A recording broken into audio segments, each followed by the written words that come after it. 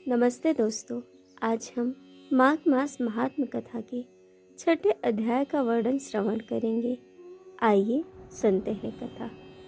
पूर्व समय में सतयुग के उत्तम निषेध नामक नगर में हेमकुंडल नाम वाला कुबेर के सदृश धनी वैश्य रहता था, जो कुलीन, अच्छे काम करने वाला, देवता, अग्नि और ब्राह्मण की पूजा करने वाला, खेती का काम करता था।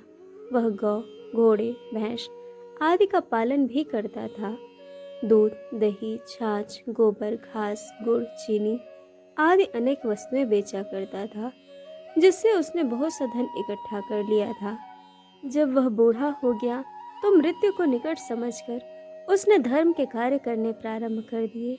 भगवान विष्णु का मंदिर बनवाया, कुआं, तालाब, बावड़ी, आम, पीपल आदि वृक्ष के तथा सुंदर बाग बगीचे लगवाए। सूर्योदय से सूर्यास्त तक वह दान करता। गांव के चारों तरफ जल के प्याऊ लगवाए।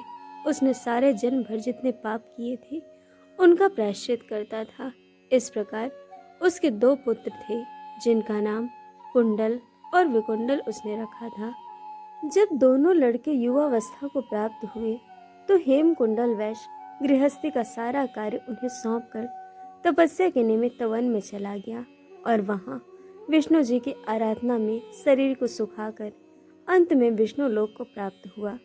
उसके दोनों पुत्र लक्ष्मी के मद को प्राप्त होकर बुरे कर्मों में लग गए। वेश्यागामी वीणा और बाजे लेकर वेश्याओं के साथ गाते फिरते थे। अच्छे सुंदर वस्त्र पहनकर, सुगंधित तेल आदि लगाकर, भांड और खुशामदियों से घिरे हुए हाथी की सवारी और सुंदर घरों में रहते थे। इस प्रकार ऊपर बोए बीज के सदृश वह अपने धन को बुरे कर्मों में नष्ट करते थे। कभी किसी सत्पात्र को दान आदि नहीं करते थे, नहीं कभी हवन, देवता या ब्रह्मा जी की सेवा तथा विष्णु का पूजन ही करते थे। थोड़े दिनों में उनका सब धन नष्ट हो गया और वह दरिद्रता को प्राप्त होकर अत्यंत दुखी हो गए। भाई, जन, सेवक, उपजीवी सब इनको छोड़कर चले गए। तब इन्होंने चोरी आदि करना प्रारंभ कर दिया और राजा के भय से नगर को छोड़कर डाकुओं के साथ वन में रहने लगे और वहां अपने तीक्ष्ण बाणों से वन के पक्षी, हिरण आदि पशु तथा हिंसक जीवों को मारकर खाने लगे।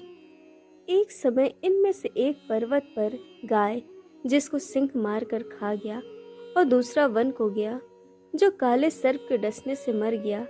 तब यमराज के दूत उन दोनों को बांधकर यम के पास लाए और कहने लगे कि महाराज, इन दोनों पापियों के लिए क्या आज्ञा है। तो दोस्तों, इस प्रकार माघ मास महात्म का छठा अध्याय पूर्ण हुआ। कथा आपको कैसी लगी यह हमें कमेंट करके जरूर बताइएगा और चैनल को सब्सक्राइब, वीडियो को लाइक शेयर करना बिल्कुल मत भूलेगा। वीडियो देखने के लिए आप सभी का बहुत बहुत धन्यवाद। जल्द मिलेंगे कथा के अगले अध्याय के साथ।